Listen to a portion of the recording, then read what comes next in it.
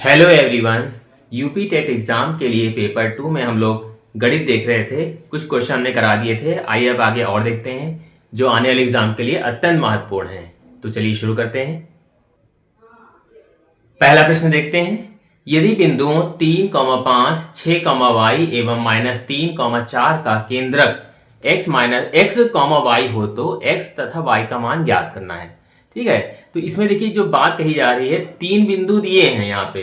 ये दिया है 3, 5, 6, y और -3, 4 और इनका केंद्रक दे दिया है x y। यानी कि यहाँ पे जो फॉर्मूला लगेगा वो लगेगा केंद्रक के निर्देशांक का। क्या होता है फॉर्मूला? त्रिभुज की जो होती है या तीन बिंदु अगर होते हैं तो उसका केंद्रक का सूत्र होता है केंद्रक के निर्देशांक। क्या होता है फॉर्मूला इसका? आपने बहुत पहले पढ़ा भी होगा। इसका फॉर्मूला होता है x1 plus x2 plus x3 upon 3। इसी तरह y1 plus y2 plus y3 upon 3। ये होता है फॉर्मूला।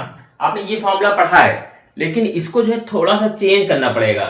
चेंज कैसे करना पड़ेगा? क्योंकि इसमें कह रहा कि केंद्रक x और y, यानी कि ये जो वैल्यू वो x है और वो उधर वो y है, तो हम इसको ऐसे लिख लेंगे x equal to x1 plus x2 plus x3 upon 3। ये हो जाएगा। इसी तरह y के लिए क्या हो जाएगा? y equal to y1 plus y2 plus y3 upon 3। ये हो जाएगा फॉर्मूला। इस तरीके से दोनों अलग अलग करके हम इसको लिख लेंगे। अब क्या करेंगे? अब हम मान रखेंगे। ये है x1, ये y1, x2 y2, x3 y3, तो ये हम मान रखेंगे। और यहां तो x ऐसे ही रहेगा। x1 की वैल्यू कितनी? 3 प्लस x2 कितना है? 6 और प्लस x3 कितना है? -3 है, तो -3 आ जाएगा यहाँ पे बटे 3। तो x इक्वल टू ये 3 कट गया यहीं पे। ये ऐसा कर लीजिए 6 3 9 करके, तब माइनस कर लीजिए 3, तो x इक्वल टू 6 बटे 3। ठीक है, यानी कि x इक्वल टू आ गया 2। हमारे यहाँ जो मान आ गया x का वो आ गया 2। ये इधर का तो हो गया। अब हम इधर देखते हैं y इक्वल टू क्या है? y भी हमें y रहने देंगे। y1 कितना है यहाँ पर? x1 ये y1 5 है प्लस y2 कितना है? y है और y3 कितना है? 4 है। हमने यहाँ रख दिया, यहाँ 3 लिख दिया। तो y इक्वल टू यहाँ कितना हो जाएगा? यहाँ सीधे सीधे अब हम इसका मल्टीप्लाई कर लें, 3 से इसका मल्टीप्लाई कर लिया तो 3y इक्वल टू ये हो जाएगा y प्लस 5 4 9, ये 9 हो गया। ये y इधर आ जाएगा, 3y minus y equal to 9, तो 2y इक्वल टू 9 आ गया। ठीक है, तो अब y क्या आ जाएगा? y इक्वल टू हो जाएगा इसके अपॉन में हमारा क्या चीज 3, ये 2 जो है इसके बटे में आ जाएगा सीधे सीधे। तो ये हमारा आ जाएगा 5 4 9 और ये हो जाएगा y, ये कितना 2 ही तो था, तो y बराबर आ जाएगा 9 बटे 2। ये इस तरीके से हमारा जो है इसका नीचे का ये आंसर आ जाएगा 9 बटे 2। तो x और y का मान ही पूछा जा रहा था, x का मान 2 आ गया, y का मान आ गया 9 बटे 2। यही इसका राइट आंसर होगा। अगला प्रश्न देखते हैं। ये मोस्ट इंपॉर्टेंट क्वेश्चन है। इस टाइप के क्वेश्चन आपको काफी सारे देखने को मिलेंगे।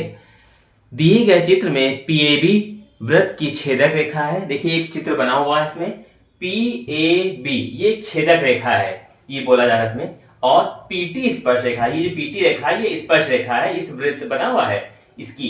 यदि PT इक्वल टू 5, ये जो है 5 दे दिया है, और PA P से A तक, यहां से यहां तक का जो दे दिया है वो कितना दे दिया है? 3 दे दिया है, और ये दे दिया है हमारा 5।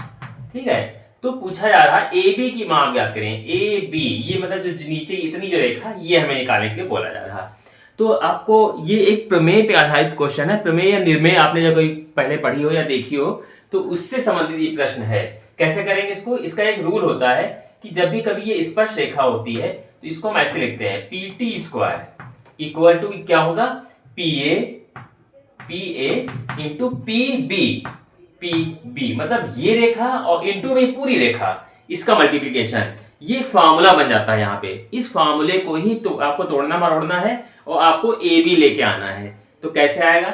PT की वैल्यू देखिए हमें पता है, पहले से मालूम 5 लिख दिया हमने, 5 इसका स्क्वायर कर दिया इक्वल टू PA कितना है हमारा? P से A हमारा ये 3 है, लिख दिया हमने, इंटू PB, P से B तक की दूरी हमें नहीं पता है, हम इसको दो टुकड़ों में ले सकते हैं, PA और AB को मिला के, मतलब PA प्लस AB। हमने ये दोनों को जोड़ दिया तो हमारा जो है PA प्लस मतलब PA और AB मिलाएंगे तो हमारा PB के बराबर हो जाएगा सीधे सीधे। अब यहाँ पे इसको सॉल्व करेंगे, 5 का वर्ग तो 25 हो जाएगा, 3 ऐसे रहेगा, ब्रैकेट में PA कितना है, PA भी 3 हमें पता है, प्लस ये AB हमने ऐसे रहने दिया, ठीक है। PA की वैल्यू भी यहाँ फिर से रख दी। तो अब हमने क्या किया, 25 ऐसे रहने दिया, 3 से इसका गुणा करेंगे, 3 3 9, 3 इसकी गुणा कर देंगे हो जाएगा 3 AB हो जाएगा, ठीक है। ये हमारा इतना आ गया। अब क्या करते हैं, अगले पेज पे आगे देख लेते हैं क्या करना है हमें। हमने इसको आगे लिख लिया, 25 बराबर 9 प्लस 3AB, ये इतना है।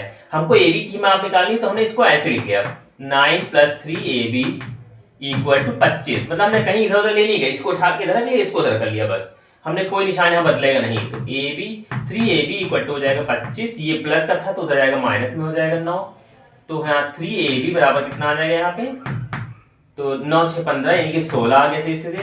तो AB बराबर क्या आ जाएगा, 16/3।